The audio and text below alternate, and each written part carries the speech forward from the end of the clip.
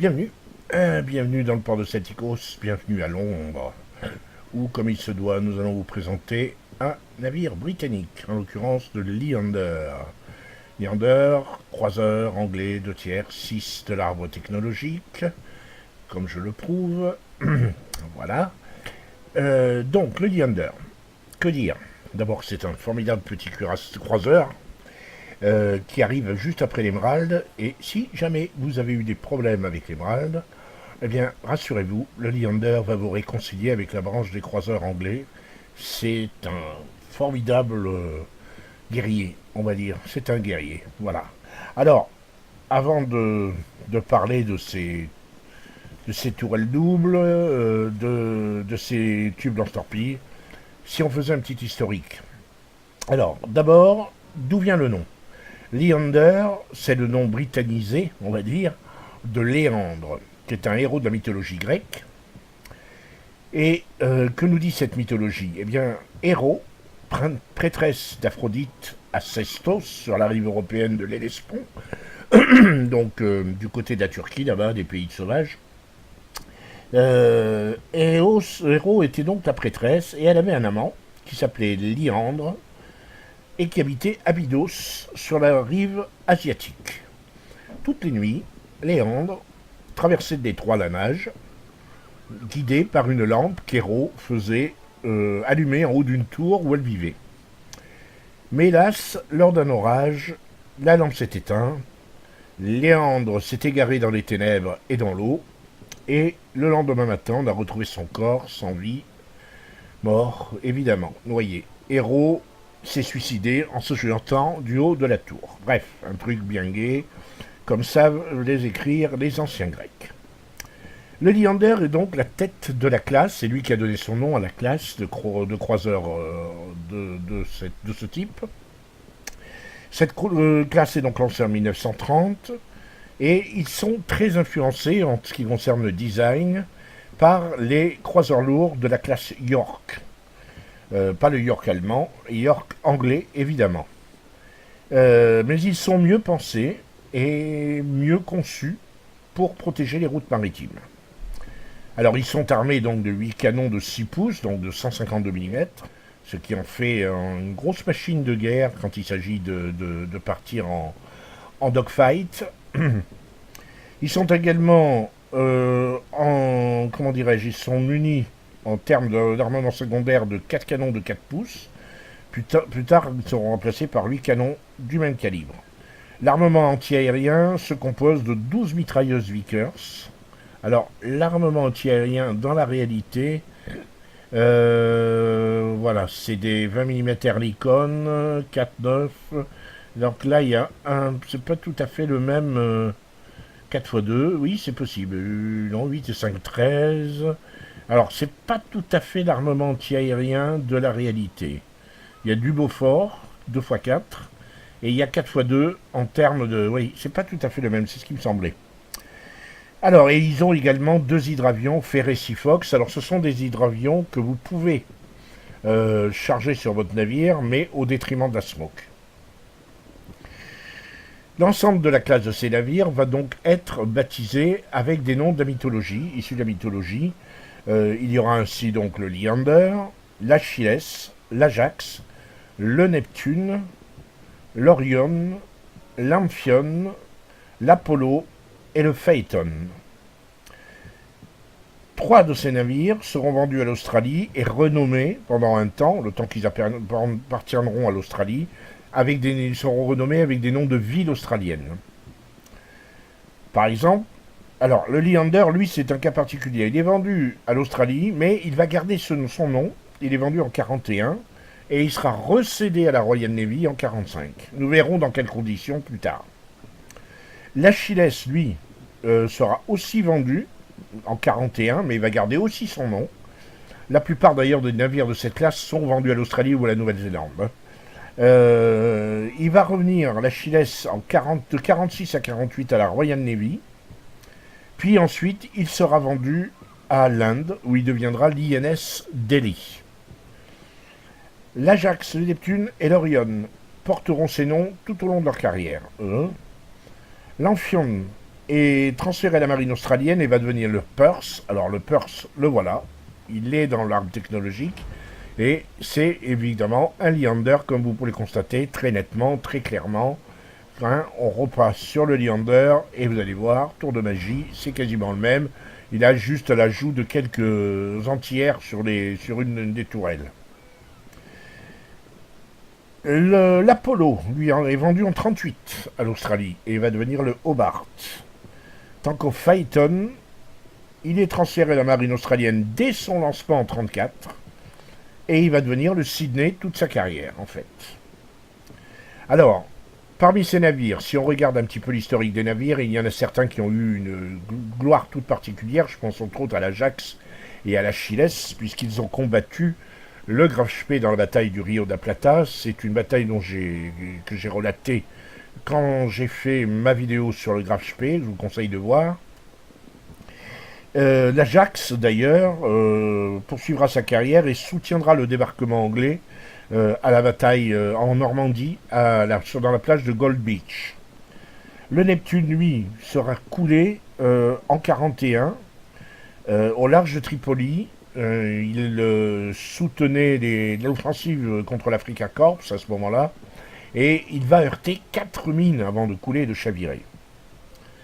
L'Orion 2, alors lui, il va se distinguer à de nombreuses reprises durant la Seconde Guerre mondiale, au point qu'il va recevoir 13 Battle Honours.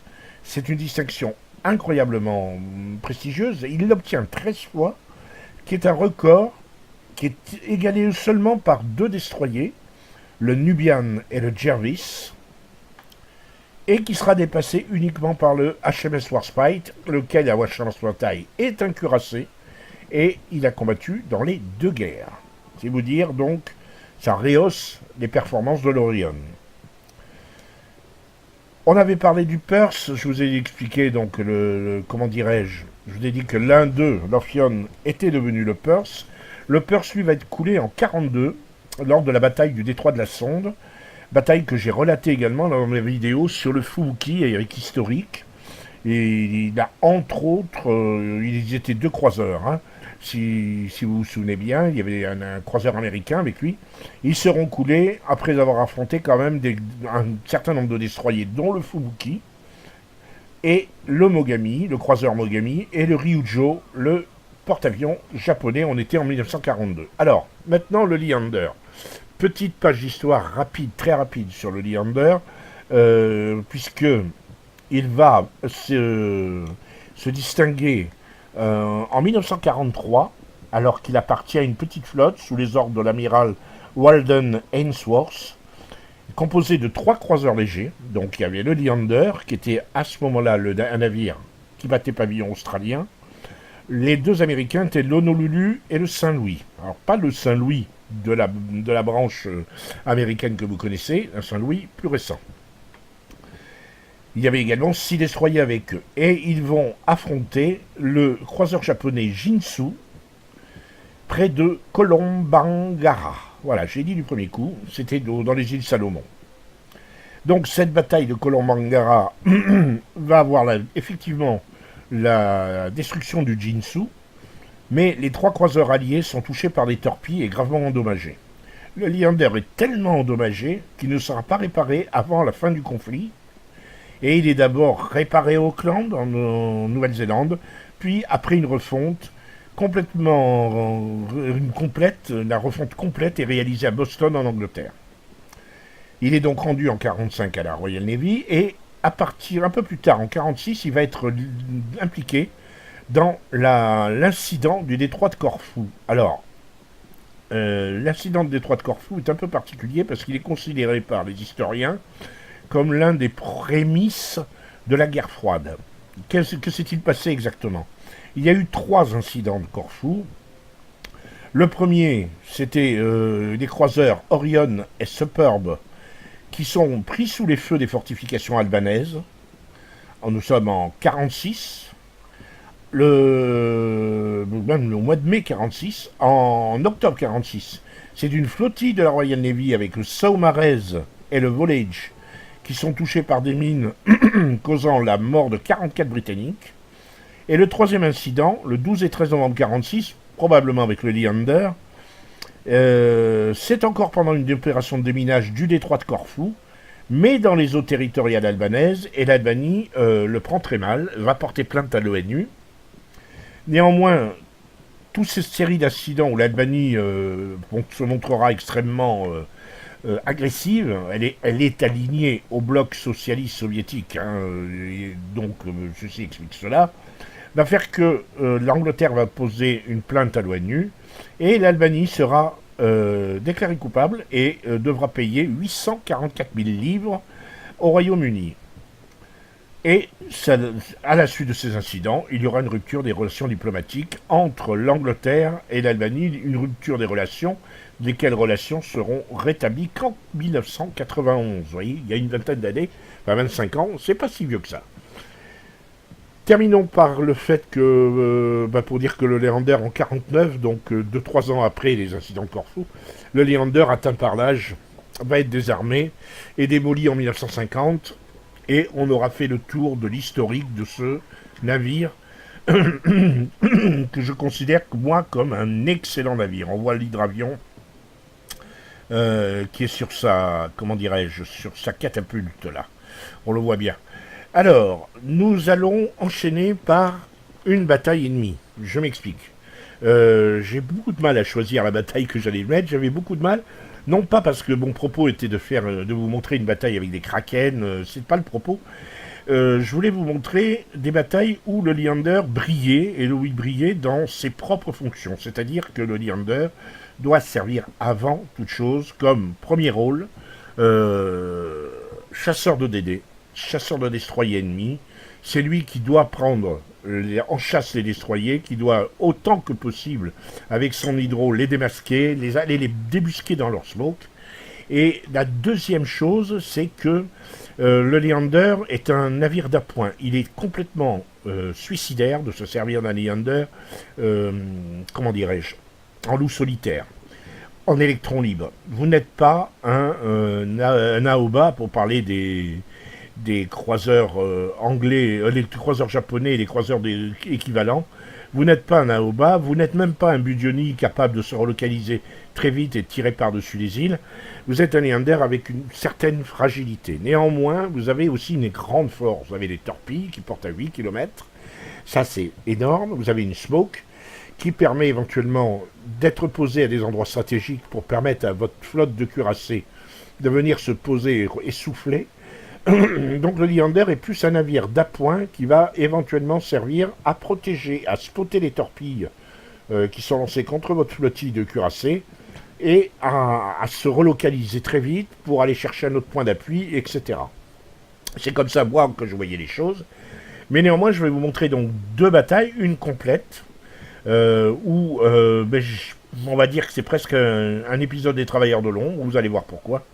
Et une autre avec juste un tout petit passage extrêmement brutal où on va voir les capacités du Leander contre des navires réputés plus costauds que lui. Je vous laisse en bataille, à tout à l'heure. La bataille commence. Voilà, nous sommes partis, nous sommes donc l'Autière, tout seul, on n'est pas en division pour une fois. Donc j'ai contre moi un monarque, des Duke of York, Gaizo, Nagato, un Fiji, en destroyer Ognevoy, Akatsuki, Gaide, Fubuki, bref que du beau monde. Là je pars comme il se doit, je m'éloigne un petit peu du point D, j'ai l'intention de rester en soutien du Kagero. Et puis je me suis aperçu quand on regarde la minimap que 3 cuirassés ont résolument décidé de nous suivre sur D. Moi ça m'arrange. Mon job, ça va être de spotter autant que possible et éventuellement d'aider le Kagero à la chasse au DD. Et puis, comme je l'ai dit, de faire un point de fixation avec éventuellement des smokes. En tout cas, de spotter autant que possible, d'être devant l'escadre de cuirassés pour leur spotter les torpilles et essayer de les aider au maximum. J'ai un sonar, j'ai une smoke, je dois pouvoir arriver à faire quelque chose. J'aime beaucoup le Leander. Quand on passe de l'émerald au Leander, c'est une vraie bouffée d'oxygène, même si l'émerald, Dieu sait que j'ai pas aimé ce navire, mais l'émerald est un excellent navire qui est très fragile. Mais c'est un bon petit navire. Alors là, voilà, on spot nos premiers, notre premier destroyer, le Gaïde, et le Fubuki, qui va être un vrai poison pour moi pendant une partie de la bataille, mais pas tout de suite. On y reviendra. Pour l'instant, bien évidemment, là, le Kagero a mis sa smoke. Difficile de lui reprocher, même si elle m'embarrasse plus qu'autre chose. J'attends, mais comme je sais qu'il n'en sortira pas, je me dis, bon, il va falloir faire quelque chose.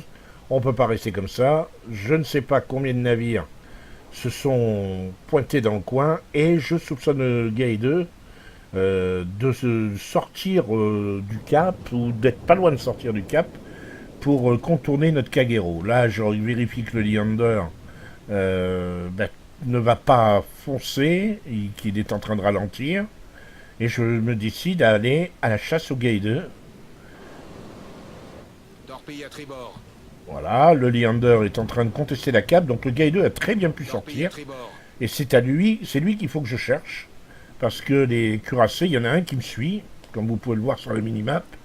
Et je me dis qu'une volée de torpille est bien vite arrivée. Voilà, le Gaïde est là.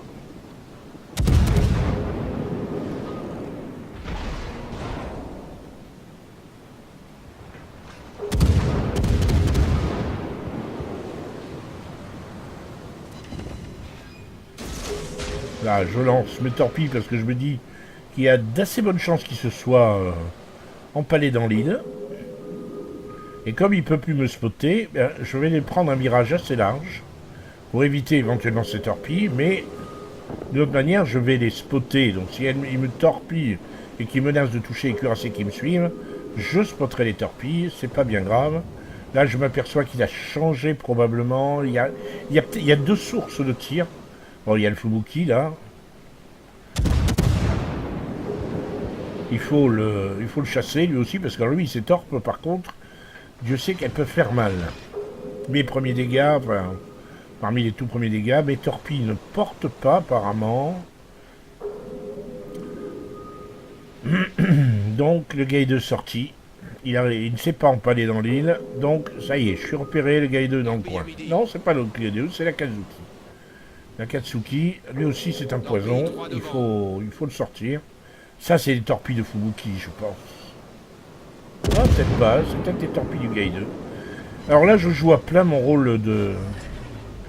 Mon rôle de destroyer, de chasseur de DD. Il faut que je le spot aussi longtemps que possible. J'ai la vitesse pour ça. Et je dois empêcher le Gaïde de se tourner pour relancer ses torpilles.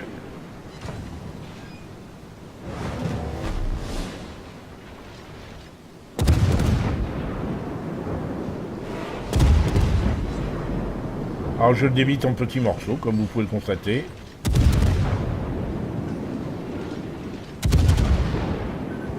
Torpille qui arrive. Ça, c'est pas le Gaïde, c'est le Fubuki.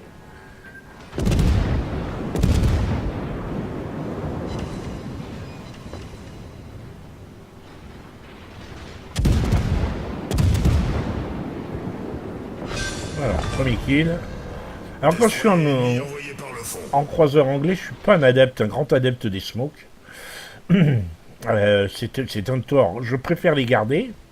Je pourrais avoir un avion à la place, mais je préfère les garder parce que bon, ça reste quand même un ustensile extrêmement défensif, extrêmement agréable, de protection.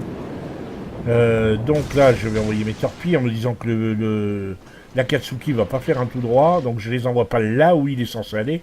Et je me dis, soit il va tourner vers moi, soit il va faire demi-tour, et il va faire la course avec mes torpilles. Mais je dois... Alors là, j'ai reçu un coup, un petit peu embêtant. Et je dois continuer à jouer mon rôle de chasseur de DD.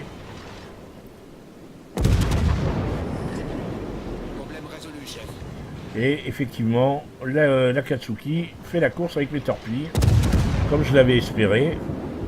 Au moins, pendant ce temps, il ne torpille pas les cuirassés qui sont avec moi. Le Fubuki a évité mes torpilles, l'Akatsuki va éviter aussi mes torpilles.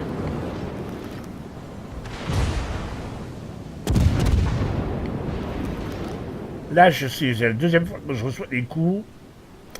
Je me dis, il y a quelqu'un qui m'en veut. Donc je vais effectivement... Alors là, le Duke of York est très tentant, mais comme je ne sais pas ce que fait le Budoni, je lance pas mes torpilles. Je m'occupe plus des destroyers parce qu'ils sont en fuite. Ils ne sont plus trop graves pour l'instant. Et je me dis qu'il est temps, largement temps, de s'occuper du Duke of York. Et pour ça, il va falloir que je me fasse oublier. Parce que le Duke of York, lui, de toute façon, les ont pris avec un Budoni qui a décidé d'y aller YOLO. C'est un concept.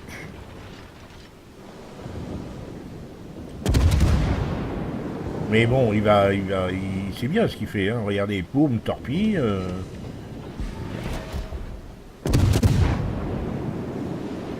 Allez, je vais me jeter dans l'île. Alors ça, c'est tout à fait volontaire. C'est tout à fait volontaire, même si je vois bien qu'il y a des torpilles et que je cours le risque de me faire asbater. Je me dis, il y a peut-être un moyen que je mette quelques torpilles au but du Duke of York. Je vais avoir beaucoup de chance parce que... Voilà, les torpilles n'arrivent pas jusqu'à moi. Tant mieux. Le Duke of York, lui, s'est mis à reculer, donc il ne prendra pas mes torpilles. Le Budoni, lui, prend très très cher, mais il veut absolument faire ses dégâts à la torpille. Et kaboum, plus de Duke of York. Moi, j'ai mis la smoke un petit peu défensif. Et je me dis, bon, il faut que je m'occupe du Funuki. Qui a sorti le Bismarck à bout portant. Alors là, c'est un petit peu étonnant. Bismarck, il va très mal le prendre d'ailleurs. Il va commencer à insulter tout le monde. Pour jouer souvent le Fubuki, aller torpiller Bismarck. Le Bismarck a dû lui mettre quelques dégâts quand même, mais n'a pas réussi à le schooler.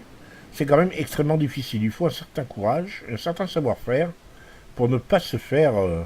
Voilà, il commence à parler de manque de support, comment dirais-je, de couard inutile.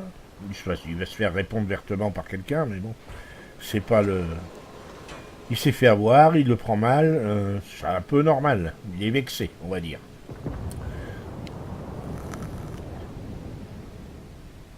Le fait est, c'est que notre situation est très très mauvaise, et que je ne sais pas trop quoi faire. Là, il faudrait que j'aille torpiller. Alors l'idée, c'est vrai que ça me tente beaucoup d'aller torpiller Nagato, perdu pour perdu.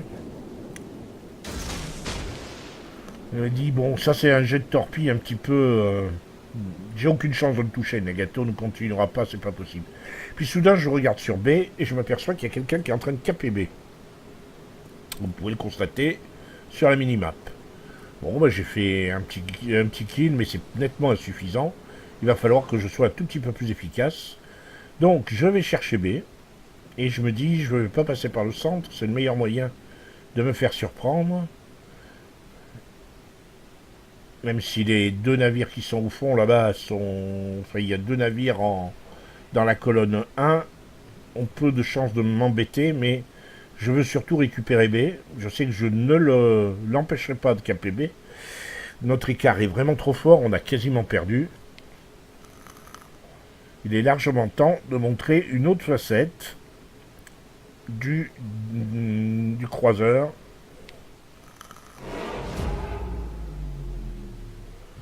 Le Bismarck continue à... Alors c'est pas le Bismarck ça. C'est qui est en train d'insulter, de se moquer. Si, c'est le Bismarck. Le mec du Bismarck est en train d'expliquer à l'équipe ennemie où se trouve notre destroyer. Rien que pour ça, il mériterait de se faire un report, mais bon, j'ai d'autres chats à fouetter. Là, je lance mon hydro, effectivement. Et là, je vais avoir une chance incroyable. Regardez bien. Regardez ce qui se passe. À 1 km, moins de 2 km. 900 mètres, 800 mètres, 700 mètres, des torpilles à 500-400, bon, bon, bon, bon, bon, bon. Probablement pris que 2 torpilles, les autres ne se sont pas activées, et j'ai pas été coulé. J'ai pas fait mes dégâts à la torpille, mais j'ai pas été... La moitié des torpilles de l'Ognevoy à bout portant ne se sont pas activées. J'ai perdu beaucoup de ma vie, mais j'ai fait mon deuxième kill. On continue. voyez que les AP du Leander, de toute façon, il n'y a que des AP sur le Leander, mais les AP du Leander sont particulièrement efficaces. Après, l'Ognevoy n'a pas eu de bol où il a été surpris que je vire aussi proche de lui. Donc maintenant, ben, comment faire? Je veux dire, la partie n'est pas complètement perdue, même si on a 200 points d'écart. On a maintenant 2 frags de retard, ça devient compliqué. Alors je me dis, bon, step by step, comme disent les Anglais. Commençons par recaper le point B. D'autant que notre Kagero est en train de recaper le point C. On va peut-être limiter les dégâts. Je me dis qu'il faut que j'aide le Kagero. Si je pouvais sortir le Shkorz, mais ça va être compliqué. Très compliqué. Le Kagero est très bas en vie, 650 points de vie. Et Shkorz, c'est pas mal. 4333, c'est pas beaucoup. Hein. Si je prends une torpille du Kagero, il est mort. Hein. Le souci, c'est que le Shkorz joue bien le coup. Il lance son avion. Pas un réflexe que j'ai souvent, moi. Et ça va lui permettre de spotter les torpilles. Et il ne prend pas les torpilles du Kagero. Et moi, je rate mon tir. Bon, j'ai arrêté parce que je voulais caper. Hein. J'ai pas perdu le nord, quand même. Voilà. Et il me reste plus que le Kagero et moi.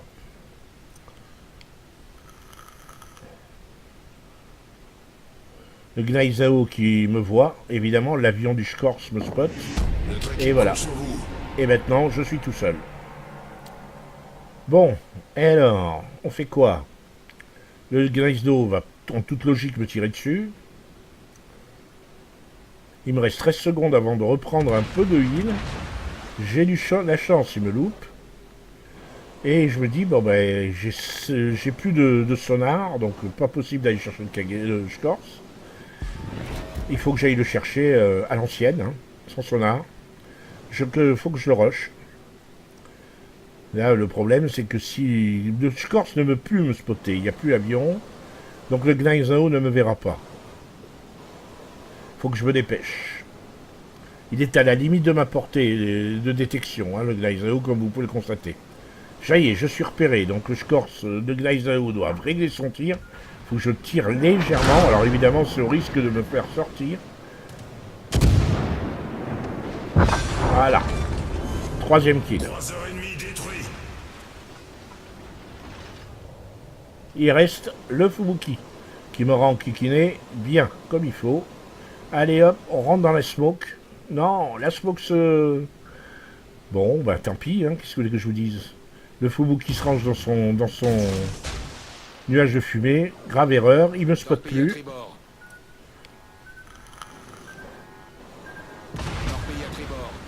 Il me tire à l'aveugle, le Gnaizao. Il a eu de la chance, il m'a touché, mais il reste plus grand-chose. Hein.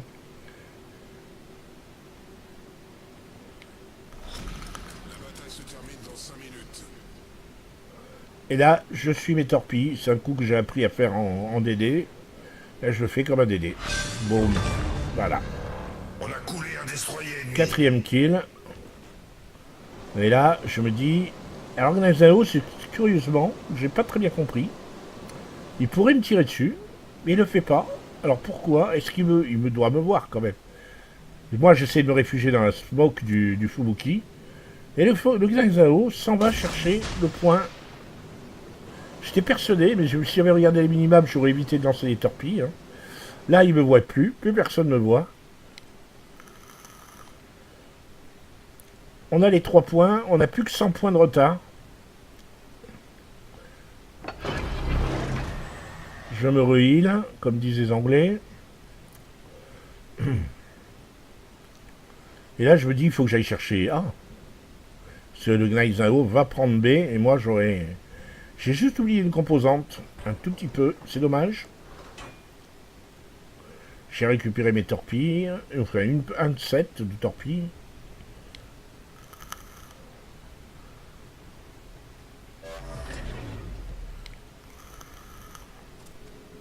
Oui, voilà. J'avais oublié le bon arc. Donc je lance tout de suite mes torpilles. Un tout petit peu manque de sang-froid, j'aurais dû peut-être attendre. Et là, je lance mon écran de fumée en me disant, s'il me repère, il va croire que je vais m'arrêter. Mais l'idée, c'est de poursuivre, de continuer en accélérant. Écran de fumée en place. Il me touche, mais le Gneisenau, par contre, me tire dessus. C'est lui qui me fait mal, ce chameau. Là, j'ai plus que 5 secondes avant les torpilles. Allez, allez, allez, allez, allez. Allez. Et là, mes torpilles, ben, je me dis, maintenant, il faut que je m'enfuis dans l'autre sens. Un coup de chance. La précision du monarque. Allez, mes torpilles, elle n'est pas passée loin.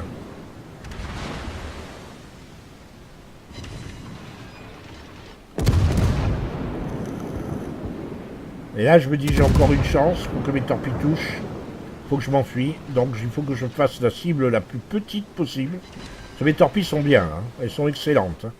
Elles partent bien. Le monarque devrait en prendre une ou deux. Voilà. Malheureusement, donc, fin de la game.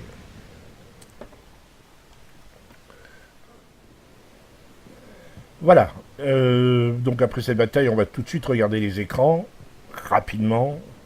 Le propos, vous l'avez vu, je suis donc pas arrivé à faire mon Kraken, mais bon, j'avais que vraiment très peu de chance d'y arriver.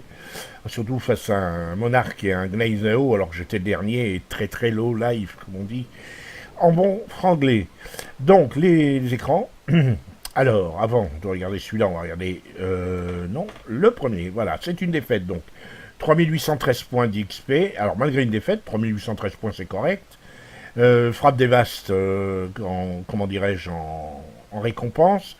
65 coups au but, une seule torpille portée, j'ai tué 4 navires, une citadelle quand même, et 5 fois la base défendue.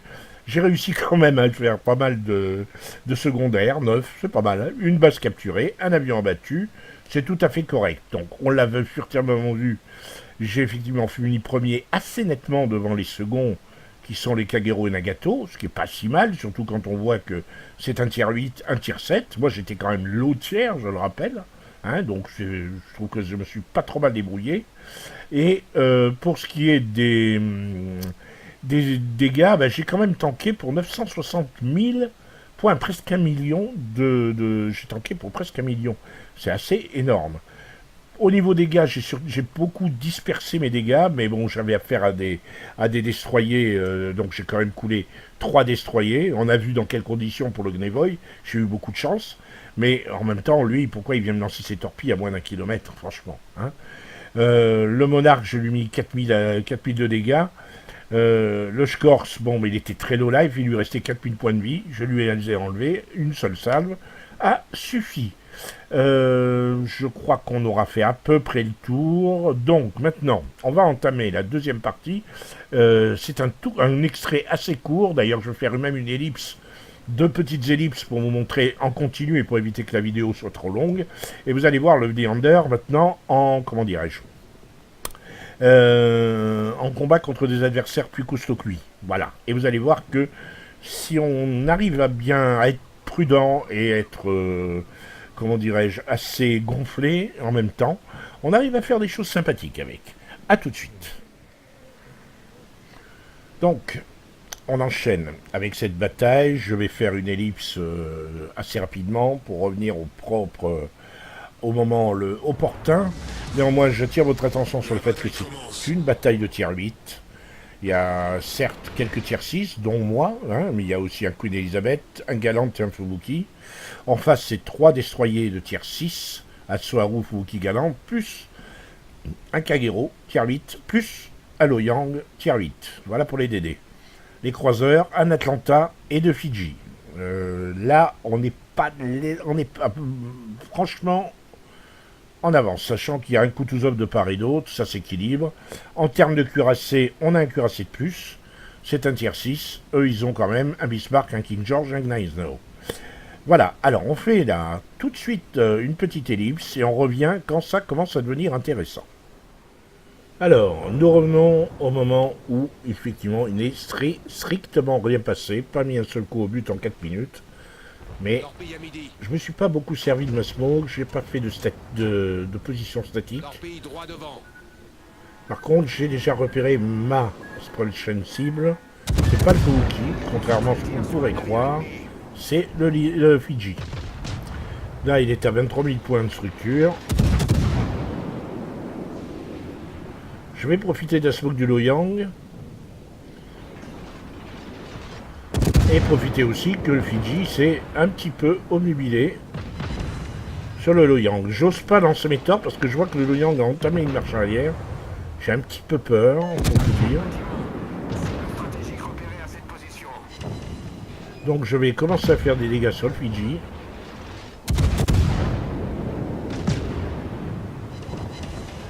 Lui aussi d'ailleurs va me faire des dégâts. Et assez peu finalement. Voilà, bon. C'est pas vraiment un vol de kill parce que j'étais dessus depuis le début. Tout le monde s'est mis sur lui un petit peu. Donc, là, je vais faire le tour. Ça pourrait justifier une autre ellipse, mais on va pas la faire. Hein. On va pas faire d'ellipse. Là, je suis en train de surveiller le Bismarck. Je vais pas lui faire de dégâts. Je vais tirer sur lui, mais je vais pas le toucher. Ou si je touche, ça va bouncer. Mes obus vont s'écraser. Preuve que tirer sur un Bismarck quand on est à la limite de sa portée. Voilà, vous voyez, un écrasé et un rebond. Pas de dégâts. Le Kutuzov ne s'occupe pas de moi. Mais je pense qu'il va prendre cher. Très cher, là, le Kutuzov. Scrunch, voilà. Bismarck l'a calmé. Moi, par contre, je suis à la recherche d'un destroyer. Je sais qu'il y a un destroyer dans le coin. La preuve. Donc, il y a un destroyer qui m'a repéré et il a lancé ses torpilles pour essayer de me choper. C'est une excellente raison pour aller le chercher.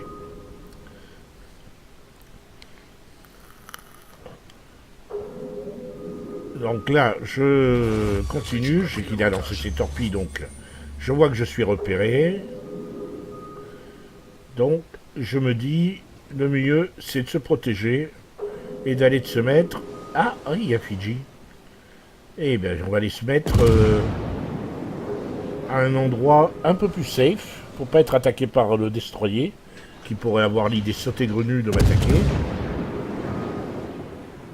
Donc là, je tourne et je vais me protéger. Vous voyez que j'ai bien fait, parce que, ben voilà, les torpilles, c'est la Tsuharu, c'est obligatoirement la Tsuharu. Il y a le Kagero, hein, aussi. Mais bon, j'ai décidé que c'était la Tsuharu. Je me méfie énormément de la Tsuharu. Je sais de quoi est capable un destroyer japonais. Je vous rappelle que j'aime beaucoup ces destroyers. Et là, je me dis, bon, je peux pas lancer mes torpilles. Il faut que je dégomme le Fidji. J'ai pas fait beaucoup de dégâts.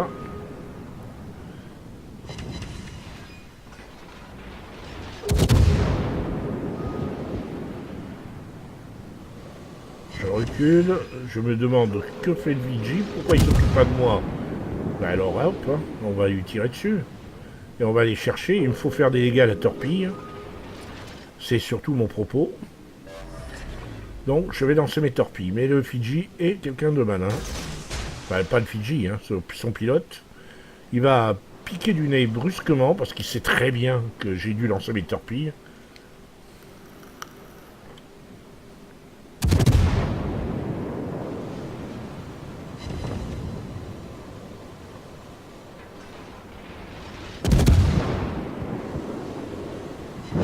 Et voilà. Croiseur ennemi coulé. Terminé. Maintenant, il faut que je trouve le destroyer. Alors, est-ce que là, je me pose la question, est-ce que je vais vers la base? Torpille à tribord. Et à nouveau, des torpilles. Où ça, des torpilles? Ah oui. Et là, il va arriver à me toucher. Encore une fois. Voilà, c'est la Tsuharu. Alors, je me dis, bon, j'ai des dégâts à la torpille à faire. Il a lancé ses 2-7.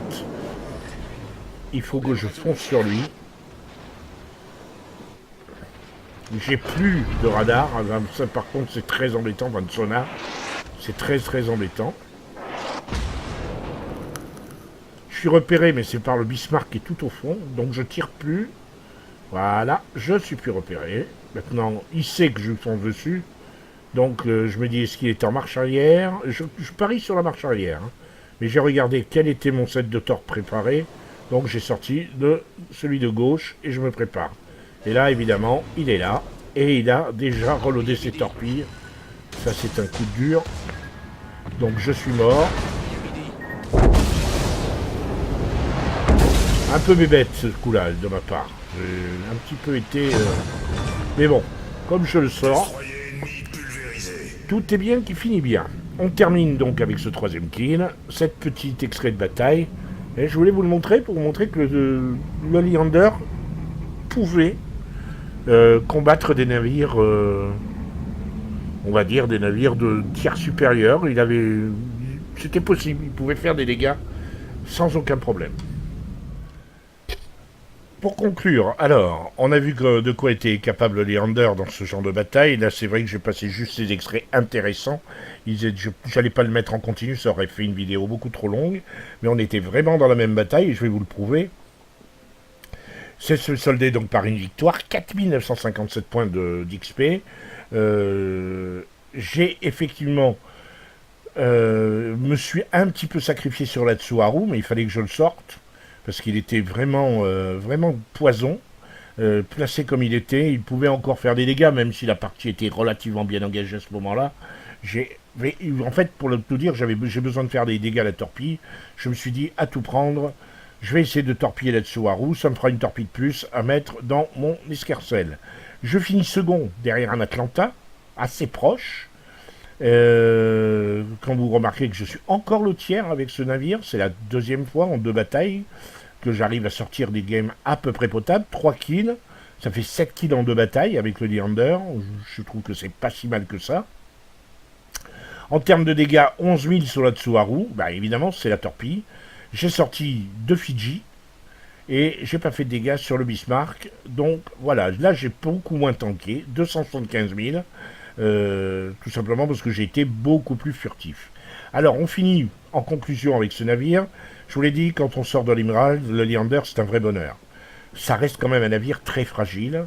Je vous invite effectivement à vous en servir comme d'un navire voilà, de support de flotte, autant que possible. Faites-vous oublier, comme j'ai fait dans la 2e bataille, où là je me suis un peu moins support de flotte, mais il n'y avait pas lieu de supporter la flotte. C'était quand même du camping des 2 côtés. Donc mon propos était de sortir le Fidji, qui était le premier Fidji, qui était le gros poison. Le second aussi d'ailleurs, c'était un gros poison. Donc mes propos, c'était ces 2 navires que je redoutais beaucoup. Et j'ai eu de la chance qu'ils ne se soient pas intéressés à moi trop vite. Ceci dit, le Leander prouve qu'il est tout à fait capable. Alors ça c'est le Perse, hein, évidemment. J'ai mis le Perse. Dès le Leander dont on parle, voilà, c'est lui.